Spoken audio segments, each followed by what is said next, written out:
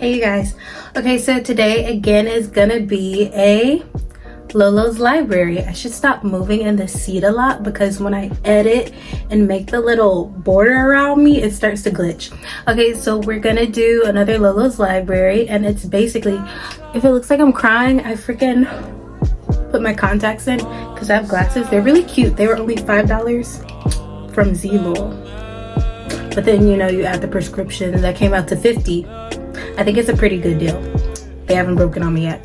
But basically, you know how it goes. I did like, what was this, like the 5th installment of Lolo's library, and it's basically webtoons, light novels, or actual like books that I'm reading on or fan fiction that I'm reading that I want to talk about, because I don't really get to talk about this with a lot of people. Like I have one friend who we talk about BLs with who I talk about BLs with, but we don't really talk about like the other ones too, so you know.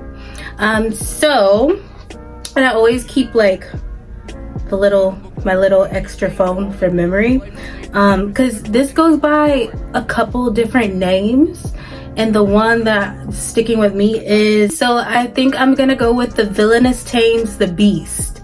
I think only 42 chapters are out, and I went through it and I was like thoroughly entertained, and then it stopped. And then you know how you go on Google and you try to like see, where can I get the next chapter, where can I get the next chapter? It's been a minute since it's been like updated, so of course I had to go somewhere else. I was just like, ugh, and I had to start something else, so we'll probably talk about those too. So The Villainous Tames the Beast, it is also based off, I think it's also based off a light novel, like the last video I uploaded, The Remarried Empress. Okay, so basically starting off with this one, we have a reader just like you and me. It's a reader, and she's reading this book about this evil noble woman. Hold on, airplane. Okay, so it is about, she's reading the story that this author made online, and it's about this evil villainess named, I believe I've seen translations say Liliana and Ileana, and I kind of want to go with Ileana Glane. She's a noblewoman, and she basically takes this nobleman captive, and she drugs him. She drugs him and does dark magic to basically make him submissive and become a slave to her and keep him under her power. So basically he's like going through it, and his name is Magnus. So in the original story, the villain Ileana, she traps him, captures him, puts him stowed away on her property, gets him addicted to this drug called Ray, I believe, and then she uses power and magic to make him submissive, and she calls him her beast, and he's like, that's all he knows anymore. He doesn't know how to be human. He's addicted to her, and all he wants to do is please her. So that's what happens until I think one day he escapes, and once he escapes, I believe that he is helped by a heroine, and that heroine ends up being the empress that he marries, because he becomes the emperor, because spoiler alert, he was, so don't listen to me if you really want to read this. I don't know. He's a long lost brother of a royal family, not a nobleman or whatever, you know. But she ends up becoming the empress, but they tell you this in the beginning, so it's not like I'm really spoiling it for you. He ends up becoming the emperor, and she becomes the empress, and then he hunts down Ileana, and he I think he in turn defeats her, captures her, and then ultimately kills her. I think he does that. And basically the reader, although she enjoyed the story, she felt like something was missing, and she emails the author, hey, love the work, really great, but don't you think there was like some pieces missing between Ileana's motives and if she really loved Magnus or not, or this or that? And then he takes the time to reply. He goes, I don't really know. And she's like, but you wrote it. What are you talking about? And that's me too. Sometimes I'm like writing. Sometimes I'm like reading a story, and then there will be an artist note at the bottom, and they'll be like, oh my gosh, who could have seen that coming? Damn. And I'm like, you did, because you wrote it. What are you talking about? It's like you're freaking gaslighting me right now, like you're playing with me. You wrote it. And then I don't know, maybe their hands have a mind of their own, or suddenly like the characters have a mind of their own and they possess the author's hand to start telling their story. But when they do that, it cracks me up so much, because they'll be shocked. I'm like, you're shocked at what your mind just put to paper or put to keyboard? Yeah. So the author goes, oh, I don't really know, but that's a good question. Maybe you should tell me. And she's like, huh? What? Boom. Wake up. Tell me why she is now in the story, our main character. I don't even know her actual name. Does she have an actual name? Hold on. Let me see.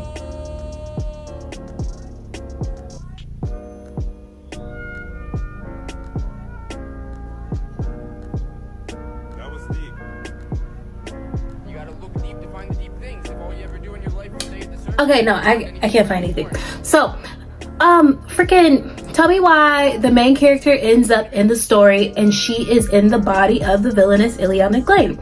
So I believe what her mission to do is she wants to kind of rewrite the story and dig deep. So she wants to undo everything that Ileana did to Magnus. And she starts to get him off of the drug. She starts to tell him, you're not a beast, you're human. Magnus is like so freaking confused because that's all he knows and he wants to stay with her. He's like, but if I become a human, I can't stay with you. I want to be your beast. Like, he is so like all up on her. And then like, I'm like, oh, I know this is a book for the doms. I know this is a book for the doms.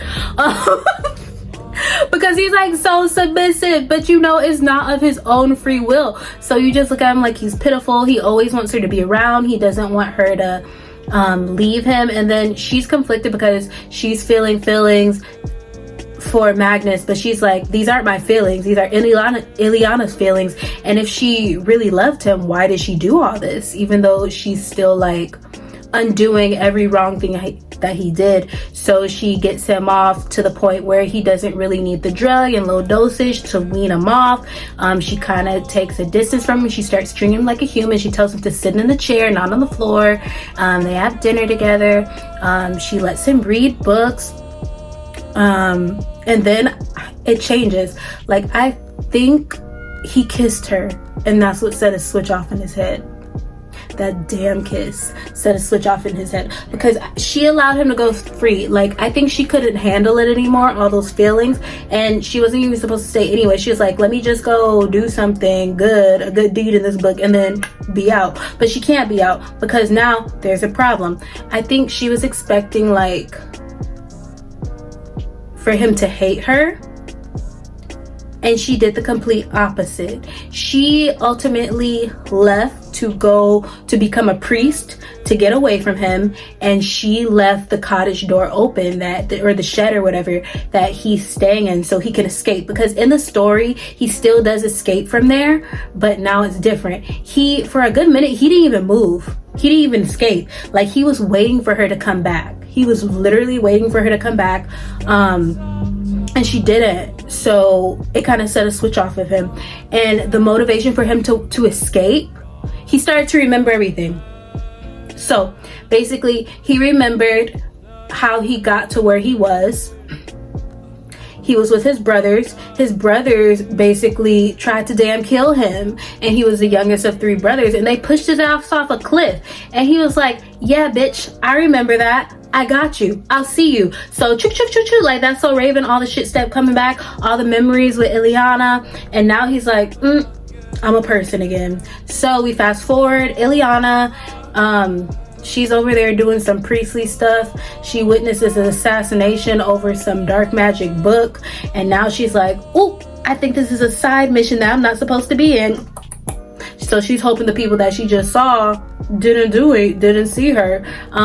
She gets bullied over there because people think she has different motives, and she does, but she's not the villainess because she is the main author. A couple years pass. Magnus done went to get his brothers, made a pact with some dark magic, and said, let's go guys, I'm back, let's go in the woods again. Tell me why he pulled a them on them and then pushed them off the cliff with this big huge dark spirit beast. And the guy, not the guy, but the dark spirit was telling him, oh, what do you want to do with this, blah blah blah blah. He was like, everything I'm doing is for her. So basically he's motivated by finding her again, capturing her again, holding her captive. He was like, you left me when I needed you the most. It's like when you see Magnus, it's like, I don't know, sometimes it was kind of uncomfortable to me how much like want and need you could feel from him, but like anger, like the obsession, like the so just like, boy, he's scary. And you can also see like how he gives off puppy dog vibes from the way he's drawn at first, and like, oh, sweet little boy, and then like it switches and then you're like, oh, who is this? Emperor Magnus.